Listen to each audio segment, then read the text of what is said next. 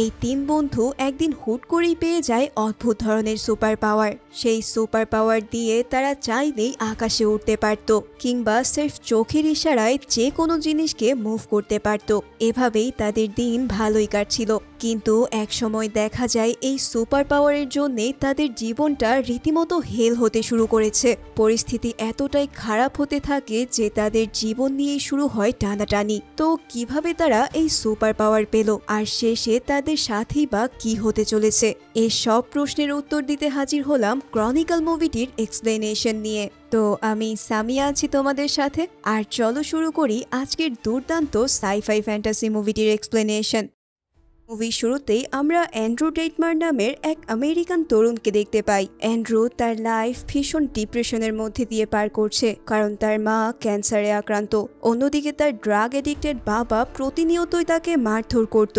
এই সব কিছুতে প্রচণ্ড ডিপ্রেসড হয়ে সে প্রথমে নিজেকে শেষ করে দেওয়ার কথা ভাবছিল, কিন্তু পরবর্তীতে তার মাথায় সম্পূর্ণ এক নতুন আইডিয়া আসে। সে একটা ক্যামেরা কিনে তার লাইফের উপর একটা ডকুমেন্টারি বানাতে শুরু করে। অর্থাৎ সকালে ঘুম থেকে ওঠা থেকে শুরু করে রাতে শুতে যাওয়া পর্যন্ত তার সাথে যা যা ঘটে তার সমস্ত কিছুই সে ক্যামেরায় রেকর্ড করতে শুরু করে।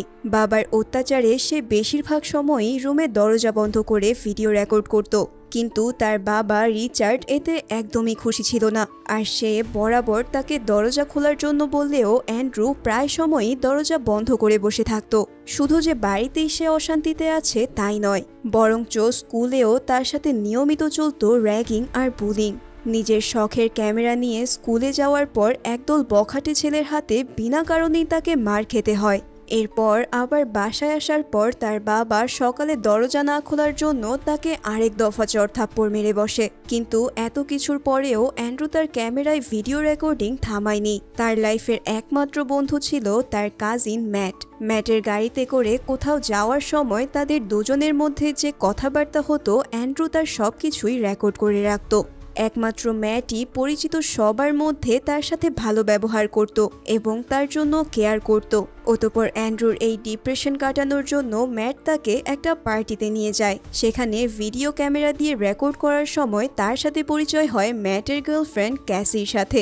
তাদের মধ্যে কিছুক্ষণ কথাবার্তা হওয়ার পর অ্যান্ড্রু আবারও পার্টিতে ভিডিও ফিল্মিং শুরু করে, কিন্তু হঠাৎ এক লোক এসে তার গার্লফ্রেন্ডের দিকে ক্যামেরা তাক করার অপরাধে অ্যান্ড্রুকে মেরে মাটিতে ফেলে দেয়। এভাবে পার্টিতেও এমন অপমানের শিকার হয়ে সে প্রচণ্ড ভেঙে পড়ে। মাঝপথেই সে পার্টি থেকে বেরিয়ে ক্লাবের বাইরে উঠানে বসে কান্না করতে থাকে। তখনই সেখানে স্টিভ নামের তার এক ক্লাসমেট এসে তার সাথে পরিচিত হয়। স্টিভ তাকে ক্যামেরা নিয়ে তাদের সাথে আসতে বলে, কারণ সে আর ম্যাট ক্লাবের পেছনে জঙ্গলে অদ্ভুত কিছু একটা খুঁজে পেয়েছে। অ্যান্ড্রু ভীষণ স্যাড থাকলেও স্টিভের কথায় রাজি হয়ে সে পেছনে জঙ্গলের দিকে হাঁটতে থাকে। তারা সেখানে পৌঁছানোর পর সে ম্যাটকেও দেখতে পায়। স্টিভ আর ম্যাট যে জিনিসটা খুঁজে পেয়েছিল তা আসলে এক গভীর গর্ত। সেই গর্তটা থেকে কেমন অদ্ভুত ধরনের এক আওয়াজ বরাবর ভেসে আসছিল। স্টিভ আর ম্যাট ওই গর্তের ভেতর ঢুকতে চাইলেও অ্যান্ড্রু ভয় পেয়ে সেখানে ঢুকতে চায় না। কিন্তু তারা দুজনেই একসময় গর্তের ভেতর ঢুকে গেলে সেও অবশেষে ক্যামেরা নিয়ে সেখানে ঢুকতে বাধ্য হয়। অন্ধকার আর গভীর সেই টানেলের ভেতরে টর্চ জ্বালানোর পর সেটাকে পুরনো এক গুহার মতো মনে হয়। গর্তের নিচে থাকা টানেলের ভেতর পানিও জমেছিল। তারা তিনজন ধীরে ধীরে সামনের দিকে আগানোর পর হঠাৎ অদ্ভুত এক বস্তু দেখতে পায়। তারা মাছের মতো দেখতে ওই জিনিসটাকে স্বচ্ছ কাচের তৈরি কোনো বিশাল যন্ত্রের মতো মনে হচ্ছিল। অ্যান্ড্রু ভয়ে ভয়ে তার ক্যামেরায় সবকিছু রেকর্ড করতে থাকে। হঠাৎ সেই বস্তুটার রং পরিবর্তন হতে শুরু করে এবং আচমকাই তাদের নাক দিয়ে রক্তপাত হতে থাকে। আর অ্যান্ড্রুর ক্যামেরাটাও কেমন যেন ল্যাগ করতে শুরু করলে এইবার তারা তিনজনেই প্রচণ্ড ভয় পেয়ে যায়। ভয়ের চোটে তারা প্রাণপণে পেছন দিকে দৌড়ে সেই গর্ত থেকে কোনো রকমে বের হতে সক্ষম হয়, আর এই যাত্রায় তারা বেঁচে যায়। তবে এর পরের দিনই তারা নিজেদের মধ্যে অদ্ভুত কিছু ক্ষমতা লক্ষ্য করে। তাদের তিনজনই স্পর্শ ছাড়া যে কোনো বস্তুকে শূন্যে তুলতে পারছিল, এমনকি কোনো কিছুকে স্পর্শ ছাড়াই নাড়াতে পারছিল। অর্থাৎ তাদের মধ্যে কোনো না কোনোভাবে টেলিকাইনেটিক পাওয়ার চলে এসেছে। কিন্তু এই পাওয়ার কি কাল রাতে ওই অদ্ভুত বস্তুটার জন্যই? তারা তিনজনেই মনে করতে থাকে ওই টানেলটা হয়তো নিউক্লিয়ার ওয়েস্ট দিয়ে ভরা কোনো টানেল, আর সেই বর্জ্যগুলো জমে গিয়ে এমন ক্রিস্টালের মতো দেখতে একটা বস্তু তৈরি হয়েছে। তাদের মধ্যে যে পাওয়ারগুলো চলে এসেছে সেগুলো হয়তো সেই ওয়েস্ট থেকেই নির্গত হওয়া রেডিয়েশনের প্রভাব।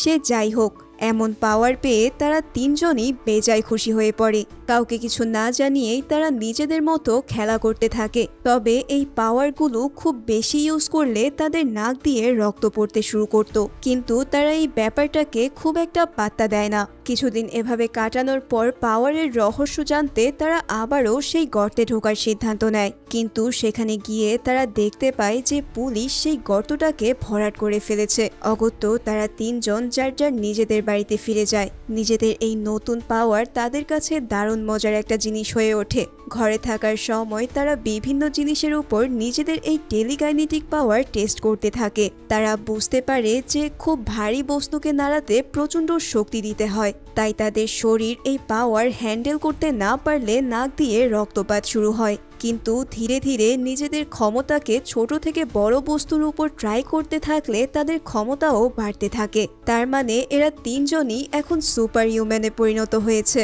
নিজেদের এই ক্ষমতা নিয়ে তারা একে অপরের কাছে শো অফ করতে ভীষণ মজা পায়, যেটা করতে গিয়ে তারা শপিং মল, রেস্টুরেন্ট কিংবা যে কোনো পাবলিক প্লেসে হুটহাট বিভিন্ন বস্তুকে এদিক সেদিক নাড়াচাড়া করতে থাকে।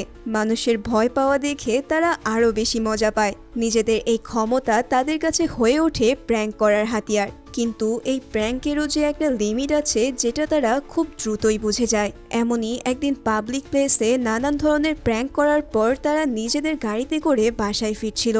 বৃষ্টিতে ভেজা রাস্তার মাঝখান দিয়ে গাড়ি চালানোর কারণে পেছন থেকে একটা গাড়ি তাদের বারংবার হর্ন দিতে থাকে। তখন অ্যান্ড্রু সেই গাড়িটাকে নিয়ে মজা করতে গিয়ে তার টেলিকাইনেটিক পাওয়ারের সাহায্যে গাড়িটাকে সজোরে রাস্তার বাইরের খাদে আছড়ে ফেলে। এরপরেই তারা বুঝতে পারে যে প্র্যাঙ্ক করতে গিয়ে তারা কি ভীষণ গড়বড়ি করে ফেলেছে। অ্যান্ড্রু বোকার মতো দাঁড়িয়ে থাকলেও স্টিভ দ্রুত পানিতে ঝাঁপিয়ে পড়ে উল্টানো গাড়িটা থেকে চালককে বের করে আনার জন্য সাঁতার দেয়। কিছুক্ষণ সাঁতরে গাড়ির কাছে পৌঁছে সে লোকটাকে বের করে আনতে সক্ষম হয়। এরপর তারা পুলিশকে কল করে তাকে হসপিটালে পাঠানোর ব্যবস্থা করে। লোকটা যে তাদের কারণেই অ্যাক্সিডেন্ট করেছে সেটা তারা পুলিশকে জানায়নি। তবে লোকটাকে হাসপাতালে পাঠানোর পর ম্যাট আর স্টিভ অ্যান্ড্রুর উপর প্রচণ্ড রেগে যায়।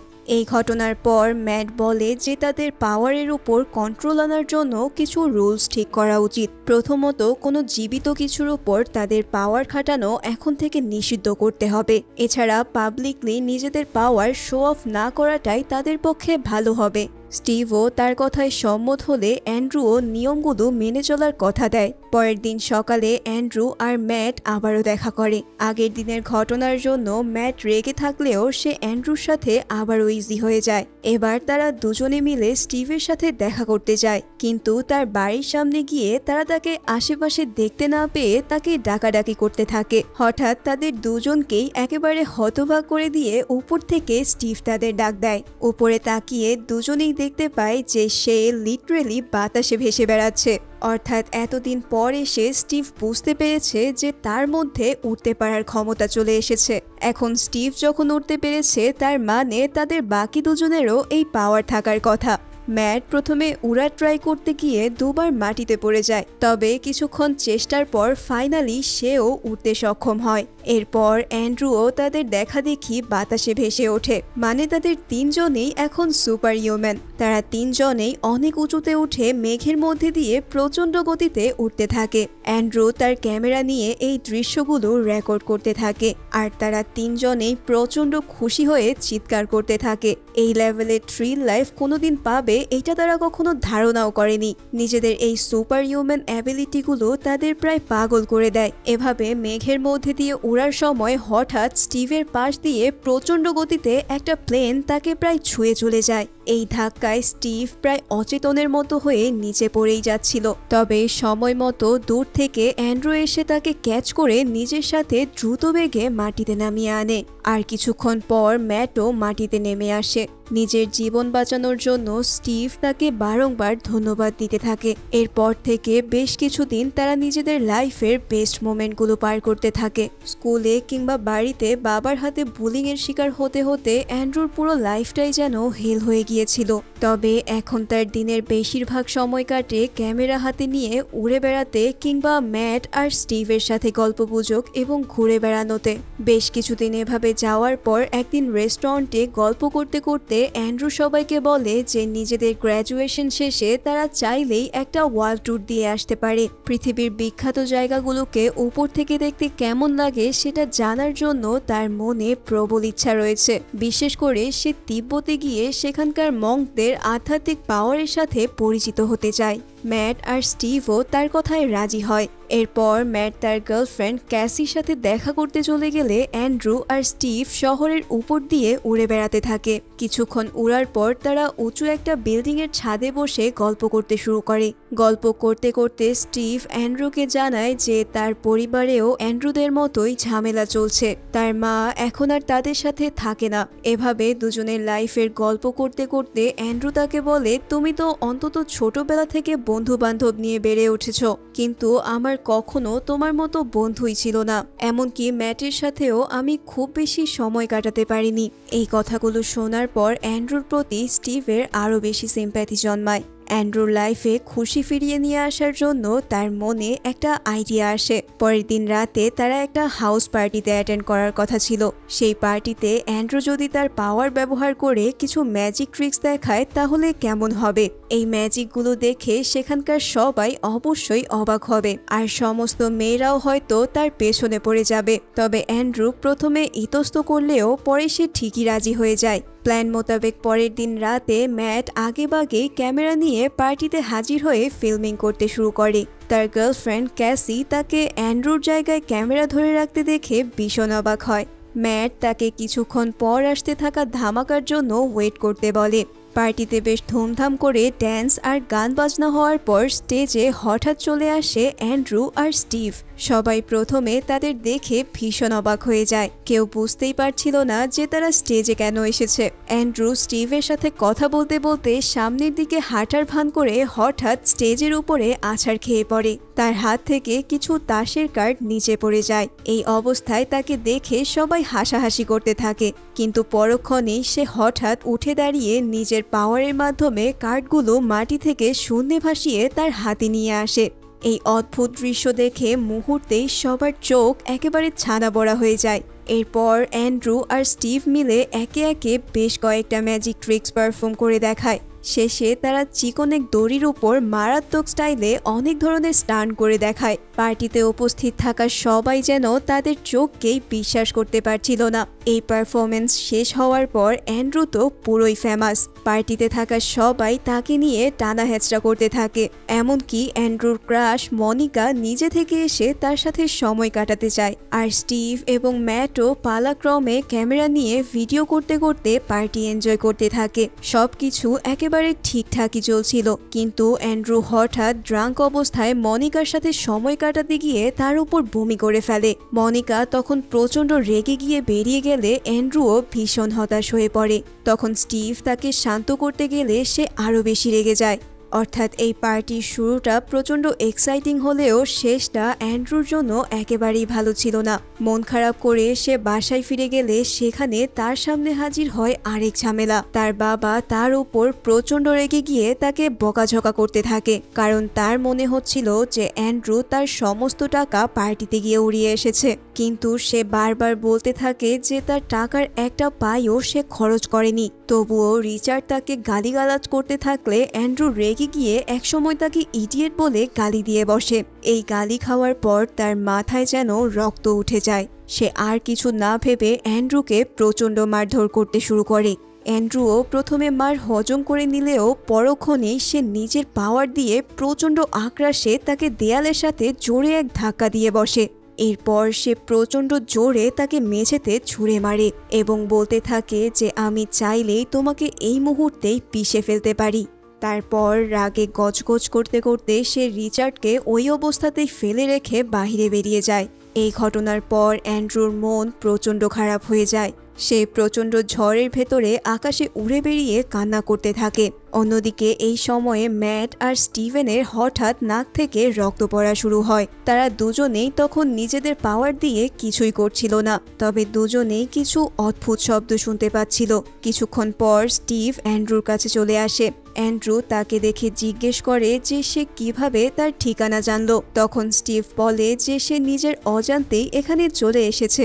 এমনকি বাসায় থাকা অবস্থাতে সে বুঝতে পারছিল যে অ্যান্ড্রুর মন ভালো নেই। তার মানে তাদের তিনজনের যে শুধু টেলিকাইনেটিক অ্যাবিলিটি আছে তাই না, বরং তারা টেলিপ্যাথির মাধ্যমেও একে অপরের মানসিক অবস্থার কথা জেনে যায়। অ্যান্ড্রুর মন ভীষণ খারাপ থাকায় সে স্টিভকে তখনই সেখান থেকে চলে যেতে বলে, কিন্তু স্টিভ তাকে বোঝানোর চেষ্টা করে যে এই ঝড়ের মাঝে এখানে থাকা একদমই সেফ না। কিন্তু অ্যান্ড্রু তাকে আবারও চলে যেতে বললে স্টিভ তাকে তার বাবার সাথে ঘটে যাওয়া ঝগড়ার জন্য সান্ত্বনা দিতে যায়। কিন্তু অ্যান্ড্রু তাতে শান্ত তো হয়ই না, উল্টো তাকে বলে বসে যে আমার কোনো বন্ধু নেই, তাই বকবক না করে এখান থেকে কেটে পড়ো। কিন্তু স্টিভ তাকে বারবার মনে করিয়ে দিতে থাকে যে সে সব সময় ম্যাট আর তাকে বেস্ট ফ্রেন্ড ভেবে এসেছে। তবে তাতেও অ্যান্ড্রু শান্ত হয় না, বরং তার রাগ আরো কয়েক গুণে বেড়ে যায়। এবার রাগের চোটে সে স্টিভের উপরে একটা বজ্রপাত ঘটিয়ে দেয়, আর স্টিভের পাওয়ার থাকার সত্ত্বেও সে এই বজ্রপাত থেকে সার্ভাইভ করতে পারে না। ফলাফলস্বরূপ সেখানেই সে মৃত্যুর কোলে ঢলে পড়ে। পরের দিন সকালে তার ফিউনারাল অনুষ্ঠিত হয়। সবাই ভাবতে থাকে যে হয়তো ঝড়ের সময় বজ্রপাতে স্টিভ মারা গেছে, কিন্তু ফিউনারাল শেষে ম্যাট অ্যান্ড্রুর কাছে এসে তাকে জবাবদিহি করতে শুরু করে। ঝড়ের সময় স্টিভ খোলা মাঠে কি করছিল, তাছাড়া মাটিতে বজ্রপাত হতেও কেউ দেখেনি। ম্যাট যখন তার গার্লফ্রেন্ড ক্যাসির সাথে ছিল তখন সেও অ্যান্ড্রুর অবস্থা টের পাচ্ছিল, আর স্টিভও নিশ্চয়ই তার সাথে দেখা করতে গিয়েছিল।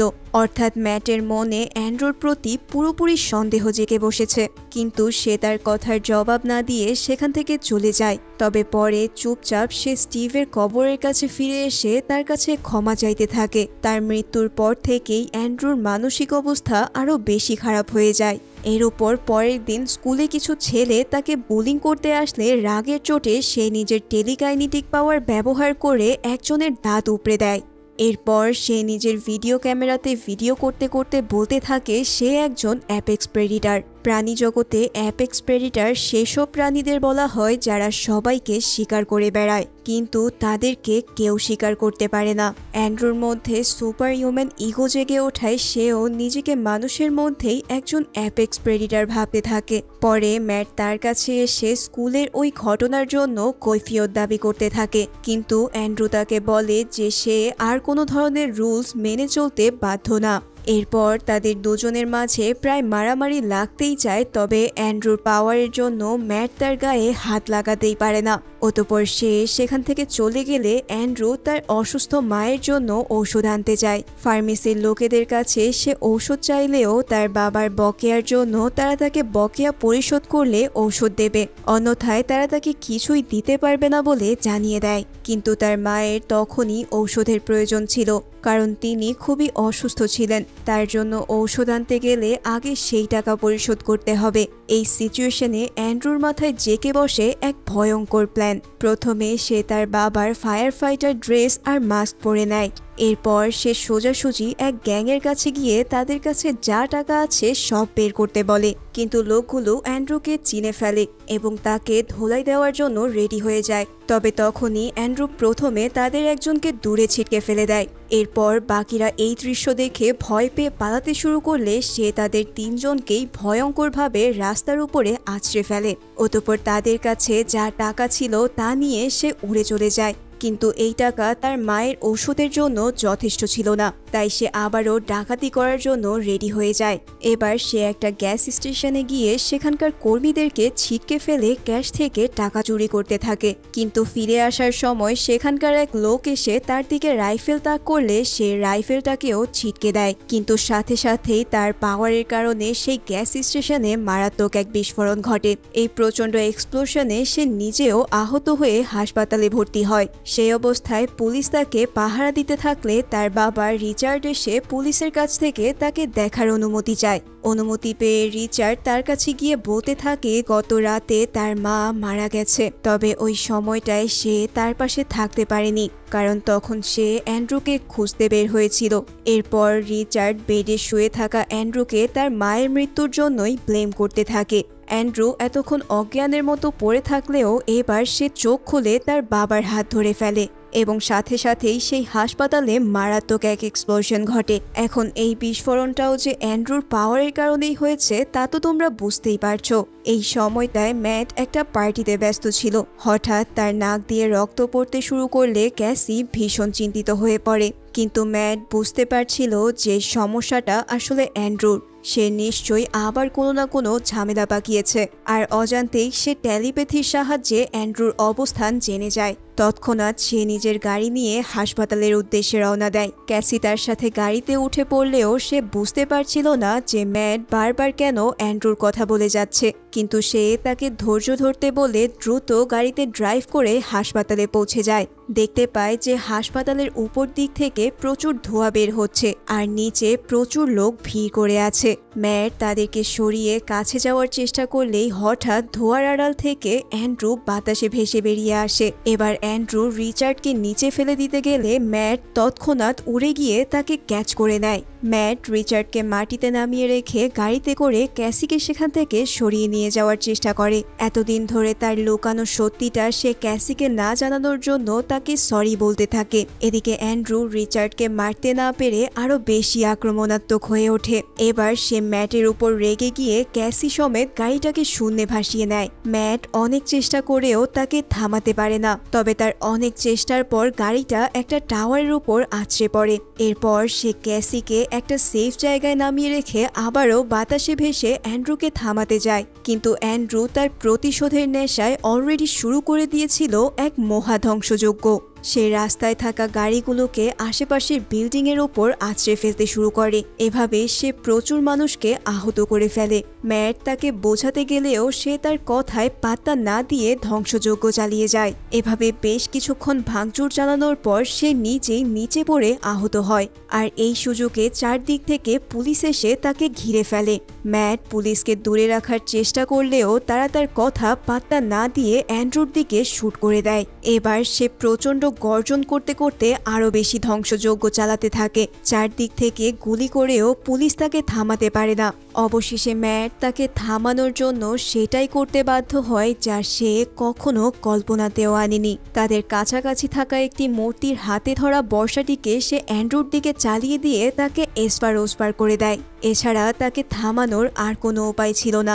অবশেষে ম্যাটের হাতেই অ্যান্ড্রুর নির্মম মৃত্যু হয়। আর তখন পুলিশ এসে ম্যাটকে ঘিরে ধরলে সে সজোরে সেখান থেকে উড়ে চলে যায়। এর কিছুদিন পর ম্যাট তার পিছনে সবকিছু ফেলে তিব্বতে চলে আসে, কারণ এটাই ছিল অ্যান্ড্রুর ইচ্ছা। তিব্বতের বরফে ঢাকা পাহাড়ি এলাকায় ল্যান্ড করার পর সে অ্যান্ড্রুর ক্যামেরাটিকে অন করে দেয়। অ্যান্ড্রুর প্রতি সে যা করতে বাধ্য হয়েছে তা সে কখনোই চায়নি, তার হয়তো কখনো বলার সুযোগ হয়নি, তবে সে সব সময়ই অ্যান্ড্রুকে তার বেস্ট ফ্রেন্ড হিসেবেই দেখত। এখন থেকে সে নিজের এই ক্ষমতাকে মানুষের কল্যাণ এবং উপকারে ব্যবহার করবে, আর সে এই পাওয়ারের রহস্যও উদ্ধার করার চেষ্টা করবে। এই কথাগুলো বলে সে শেষবারের মতো অ্যান্ড্রুকে শেষ বিদায় জানিয়ে তার ক্যামেরাটিকে পাহাড়ের উপরেই রেখে যায়। আর এভাবেই এই ভিন্ন ধরনের মুভিটির এখানেই পরিসমাপ্তি ঘটে। তোমাদের কাছে ভিডিওটি কেমন লাগলো তা জানাতে কিন্তু একদমই ভুলে যেও না। তাহলে আজকের ভিডিওটি এই পর্যন্তই। আশা করছি খুব শীঘ্রই তোমাদের সাথে দেখা হবে নতুন কোনো ভিডিওতে। ধন্যবাদ সবাইকে।